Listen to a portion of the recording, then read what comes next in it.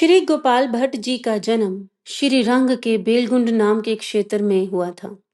उनके पिता का नाम श्री वेंकटवट और माता का नाम श्री सदाम्बा जी था। श्री प्रबोधानंद सरस्वती उनके चाचा जी थे, जो श्री चैतन्य महाप्रभु के अत्यंत प्रिय भक्त और महान विद्वान थे। श्री गोपाल भट्ट जी बचपन से ही बहुत बुद्धिमान और धार्मिक स्वभाव के थे। एक बार श्री चैतन्य महाप्रभु दक्षिण भारत की यात्रा करते हुए श्री गोपाल भट्ट जी के घर पधारे। उस समय महाप्रभु ने वहां चातुर्मास बिताया। उस समय श्री गोपाल भट्ट जी की आयु लगभग 11 वर्ष की थी। श्री गोपाल भट्ट जी महाप्रभु की गोद में बैठकर बड़े प्रेम से व्रज की दिव्य लीलाएं सुना करते थे। महाप्रभु की बातें, उनका प्रेम और भक्ति देखकर श्री गोपाल भट्ट जी का मन पूरी तरह से भगवान की भक्ति में लग गया। धीरे धीरे उनके मन में महाप्रभु के साथ जाने की इच्छा भी जाग उठी। जब चातुर्मास समाप्त हुआ और महाप्रभु आगे तीर्थ यात्रा करने के लिए जाने लगे, तब श्री गोपाल भट्ट जी ने उनके साथ चलने की इच्छा जाहिर की। यह देखकर महाप्रभु ने उन्हें प्रेम पूर्वक समझाया, अभी तुम्हारा सबसे बड़ा धर्म अपने माता पिता की सेवा करना है। पहले उनकी सेवा पूरी करो, उसके बाद वृंदावन आना। वहां तुम्हें संतों का संग और प्रभु सेवा दोनों प्राप्त हो जाएंगे। महाप्रभु की आज्ञा मानकर श्री गोपाल भट्ट जी ने अपने माता पिता की सेवा की। उन्होंने दिन रात पूरी श्रद्धा और प्रेम से उनकी सेवा की। समय बीतने पर जब उनके माता पिता इस संसार से विदा हो गए, तब श्री गोपाल भट्ट जी वृंदावन आ गए। वहां पहुंचकर उन्होंने श्री रूप सनातन के दर्शन किए। उनके साथ रहकर वे भक्ति साधना और भगवान के नाम का प्रचार करने लगे। जब श्री चैतन्य महाप्रभु को यह समाचार मिला कि श्री गोपाल भट्ट जी वृंदावन पहुंच गए हैं, तब वे बहुत प्रसन्न हुए। उन्होंने एक वैष्णव के हाथ आशीर्वाद के रूप में श्री गोपाल भट्ट जी के लिए प्रसाद और तुलसी की माला भेजी। श्री गोपाल भट्ट जी भगवान की सेवा में हमेशा लीन रहते थे। एक बार वे श्री मुक्तिनाथ जी की यात्रा पर गए। वहां गंडकी नदी में से एक शालिग्राम शिला अपने साथ ले आए। वे बड़े प्रेम और श्रद्धा से उस शालीमार भगवान की सेवा और ध्यान किया करते थे। एक दिन एक बहुत बड़ा सेठ वृंदावन आया। वे बड़ा भक्त था। वह वृंदावन के सभी ठाकुर जी के लिए नए नए वस्त्र और आभूषण भेंट स्वरूप लेकर आया था। देते देते वह गोपाल भट्ट जी के पास भी पहुंचा और बोला कि वह उनके ठाकुर जी के लिए सुंदर वस्त्र और आभूषण अर्पित करना चाहता है। लेकिन यह सुनकर श्री गोपाल भट्ट जी सोच में पड़ गए। उन्होंने विनम्रता से कहा, मेरे ठाकुर जी तो शालिग्राम भगवान हैं, तो उनके दिए हुए वस्त्र आभूषण वो कैसे धारण करेंगे? यह सुनकर उन सेठ का मन बहुत दुखी हो गया। वह निराश होकर वहां से लौटने लगा। अपने दोनों भक्तों की यह चिंता भगवान से देखी नहीं गई। तभी भगवान ने एक अद्भुत लीला रची।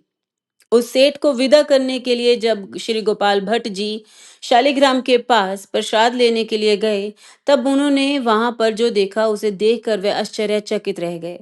उन्होंने शालिग्राम के स्थान पर मोर मुकुटधारी और बांसुरी को धारण किए हुए श्री विग्रह को देखा। यह देखकर श्री गोपाल भट्ट जी की आंखों से आनंद के आंसू बहने लगे। उन्होंने तुरंत उस सेठ को बुलाया और कहा, देखिए, आपकी भक्ति से प्रसन्न होकर प्रभु शालिग्राम से श्री विग्रह के रूप में प्रकट हो गए हैं। अब आप इनके दर्शन कर लीजिए। सेठ जी भगवान की ऐसी अद्भुत लीला देखकर धन्य हो गया।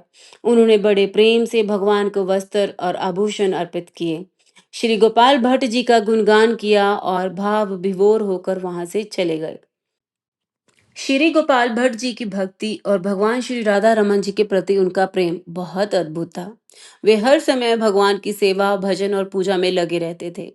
यूं तो उनकी अनेक लीलाएं हैं भगवान जी के साथ जो यहाँ पे बताई जा सकती हैं, लेकिन एक और किस्सा है जो यहाँ पे हम बताना चाहते हैं।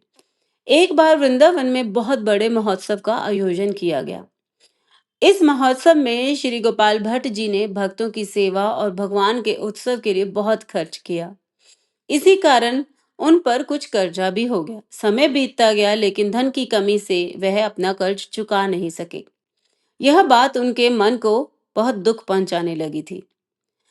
और उधर से उस दुकानदार ने भी निश्चय किया कि अगली सुबह जाकर वह श्री गोपाल भट्ट जी से अपना कर्ज वसूल जरूर करेगा। लेकिन भगवान अपने भक्त को चिंतित कैसे देख सकते थे? भगवान ने सोचा कि सुबह सुबह ये मेरा भक्त मेरी भक्ति में लीन रहता है। अगर दुकानदार ने सुबह सुबह आकर इससे धन मांगा तो इसके आनंद में विघ्न उत्पन्न हो सकता है। तो फिर क्या था? अपने भक्त की चिंता को दूर करने के लिए भगवान ने अद्भुत लीला की। अगले दिन प्रातःकाल भगवान स्वयं श्री गोपाल भट्ट जी का रूप धारण करके दुकानदार के पास पहुंचे और उनका पूरा कर्ज चुका दिया। थोड़ी देर के बाद जब श्री गोपाल भट्ट जी स्वयं दुकानदार के पास कर्ज चुकाने पहुंचे, तब दुकानदार आश्चर्य से बोला, पंडित जी, आप फिर से क्यों आए हैं? आपने तो सुबह ही आकर सारा हिसाब चुकता कर दिया। यह सुनकर पहले तो गोपाल भट्ट जी को बहुत आश्चर्य हुआ, लेकिन अगले ही क्षण वे समझ गए कि यह सब उनके आराध्य श्री राधा रमन जी की कृपा है। भगवान ने ही उनका रूप धारण करके उनका सारा कर्ज चुका दिया है। यह सोचकर श्री गोपाल भट्ट जी का हृदय भाव विभोर हो गया। उनकी आंखों में से प्रेम के आंसू बहने लगे और वह गदगद हृदय से वापस लौट गए। श्री गोपाल भट्ट जी को संप्रदाय में गुण मंजरी सखी का अवतार माना जाता है। कहा जाता है कि नित्य लीलाओं में उन्हें श्री प्रियव्रतम जी को जल पिलाने और चमन ढुलाने की सेवा प्राप्त है। श्री गोपाल भट्ट जी अपने आराध्या श्री राधा रमन के प्रति अत्यंत अनुराग रखते थे। वे अनेक प्रकार के राग, भोग और सेवाएं भगवान को अर्पित करते थे। उनकी भक्ति और प्रेम के कारण वे पूरे संसार में प्रसिद्ध हो गए। उन्होंने अपना संपूर्ण जीवन वृंदावन की दिव्य भक्ति और माधुरी में बिताया। उनका जीवन स्वयं भक्ति, प्रेम, समर्पण का दिव्य स्वरूप बन गया था। आज भी वृंदावन में श्री राधा रमन जी मंदिर उनकी भक्ति और भगवान की अद्भुत लीलाओं का जीवंत प्रमाण माना जाता है।